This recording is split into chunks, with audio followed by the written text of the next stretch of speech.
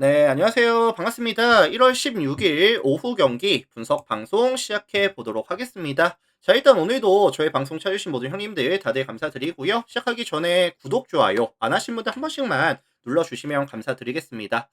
자, 유튜브로 보시는 분들은 제가 이제 전체 경기에 대한 분석표라든지 주목할 탑보에 대한 경기들 업로드 매일 해놓기 때문에 가입하실 분들 참고를 해주시면 좋을 것 같고요.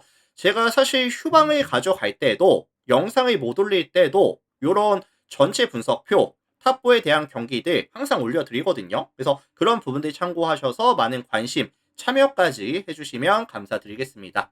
자, 더블캡일 하나랑 KOVU 두 가지 경기, 세 가지 경기만 빠르게 살펴보고 마무리할 거고, 뭐, 저의 분석이 100% 정답은 아니에요. 그러니까 이제 참고해 주시면 될 것 같고, 바로 한번 들어가 볼게요.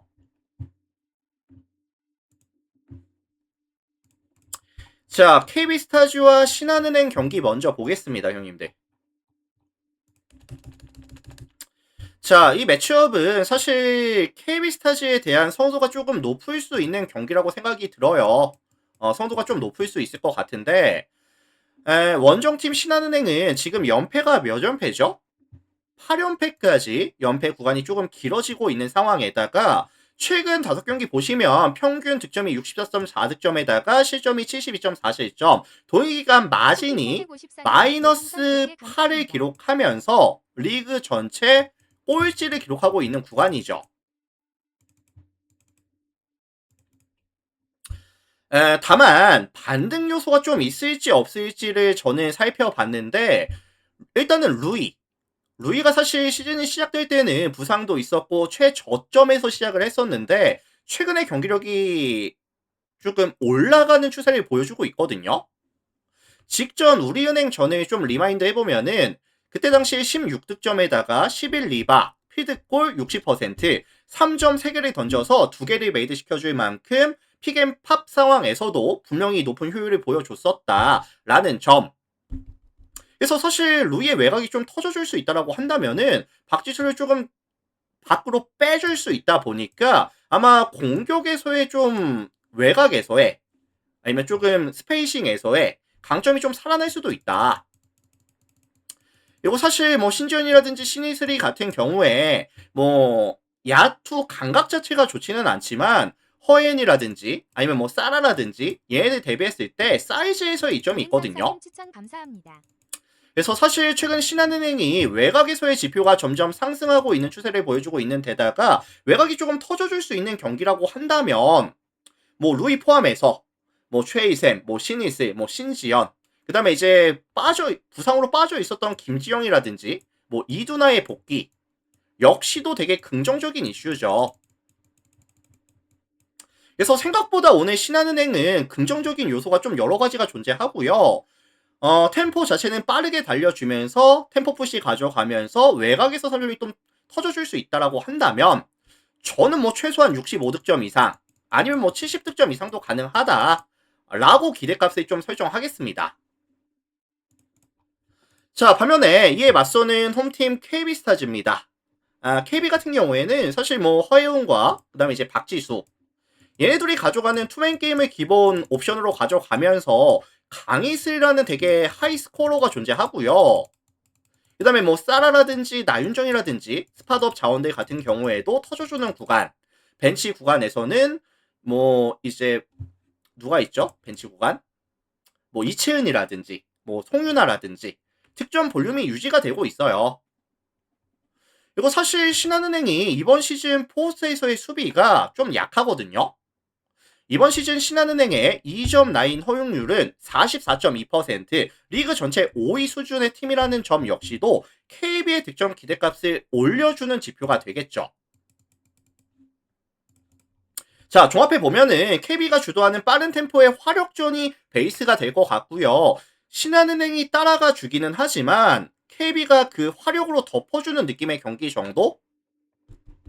다만 경기 자체가 3 포지션 이상으로 벌어질 만한 경기는 저는 아니라고 봅니다. KB가 앞서가고 신한이 따라가면서 뭐 두 자릿수 안쪽으로 저는 들어갈 수 있다고 보거든요. 신한의 11.5 플랜이라든지 아니면은 다득점에 대한 가능성까지 같이 언급을 드려보도록 하겠습니다. 그리고 사실 벤치 대결 구간은 신한은행이 조금 더 낫다고 봐요, 저는.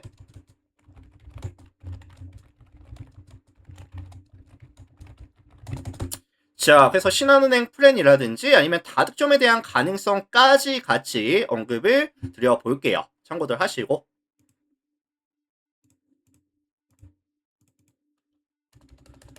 자, KO BO 넘어가겠습니다. 배구 넘어갈게요.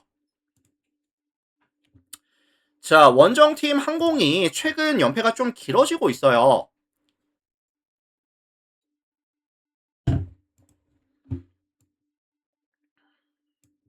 최근 연패가 이제 4연패 구간인데, 뭐 다들 아시겠지만 정지석이라든지 임재영이 동시에 빠져나가면서 사실 지금 항공이 좀 여러 가지 실험을 하고 있다라고 저는 생각하거든요.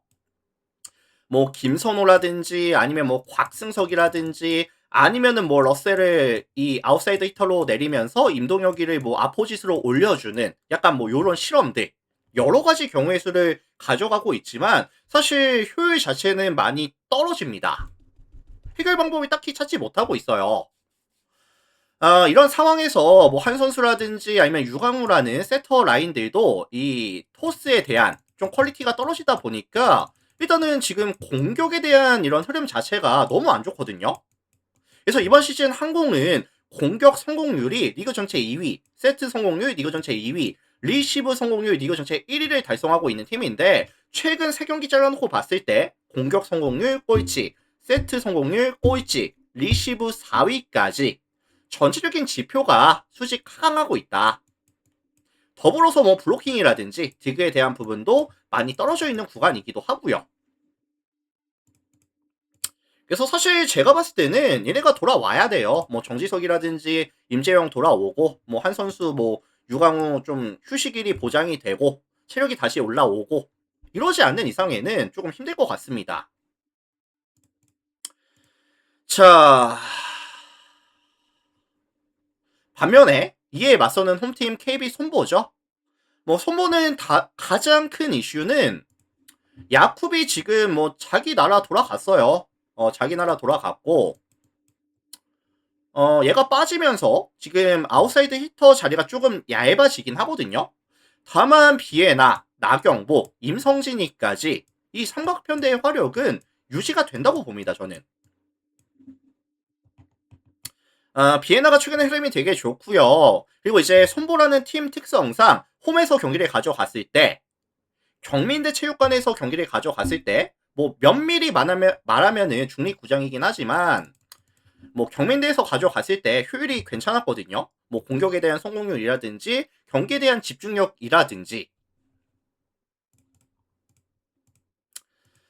자, 그래서 종합해 보면은 모든 지표가 지금 흔들리고 있는 항공, 원정 항공 대비했을 때 손보가 크게 밀릴 만한 지표는 저는 없다라고 생각이 들어요. 그래서 손보에 대한 플랜이라든지 아니면 역배 가능성 아니면 항공이 좀 많이 흔들리면서 언더에 대한 가능성까지 같이 말씀을 드리겠습니다. 어.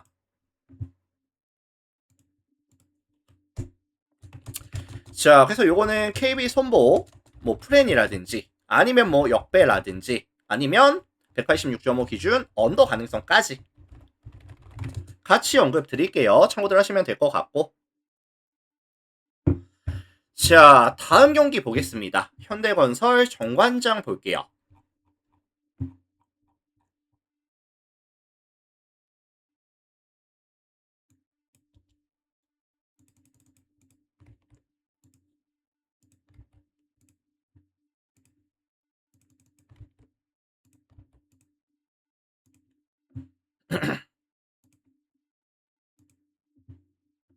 자, 현건 정관장 볼게요.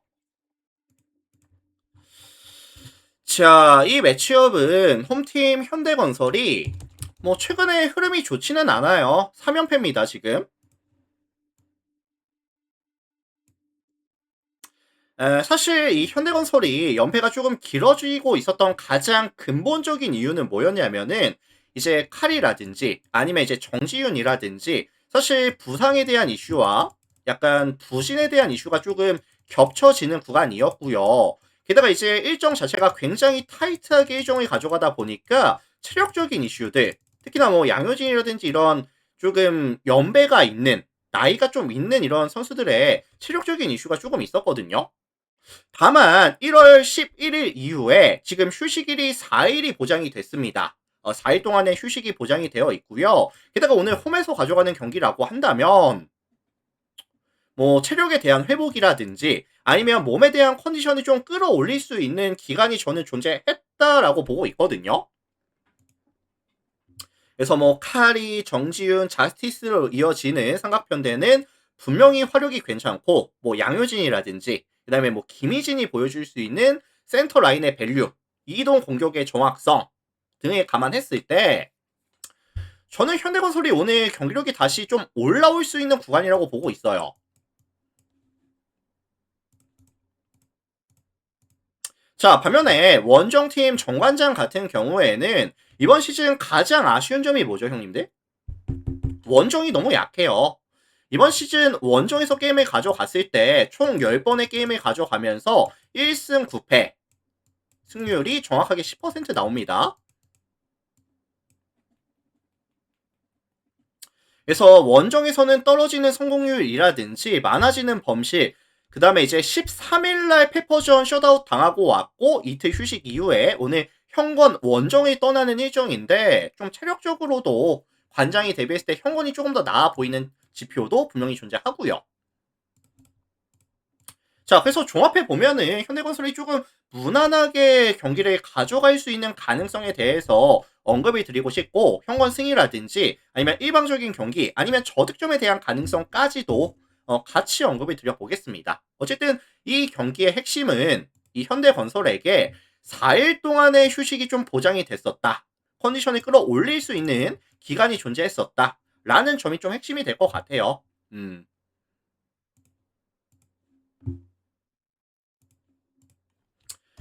자, 그래서 요거는 종합해 보면은 현대건설 승이라든지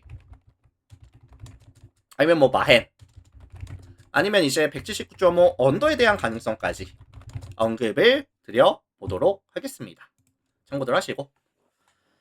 자, 이렇게 해서 오늘 제가 준비해온 3가지 경기 분석 멘트 심플하게 진행해 봤습니다. 일단 오늘 저의 분석 멘트는 여기까지가 될 것 같고요. 어쨌든 뭐 오늘 저의 멘트 잘 들었다 라고 하신다면 유튜브 형님들 나가시기 전에 구독 한번 좋아요 한번 눌러주시면 또 저에게 큰 힘이 되니까요. 한 번씩 부탁드리겠고 그리고 이제 멤버십 필요하신 분들은 뭐 전체 경기 분석표 주목할 만한 탑4에 대한 경기들 체크해 보고 싶다라고 하시는 분들은 또 많은 관심 참여까지 해주시면 감사드리겠습니다.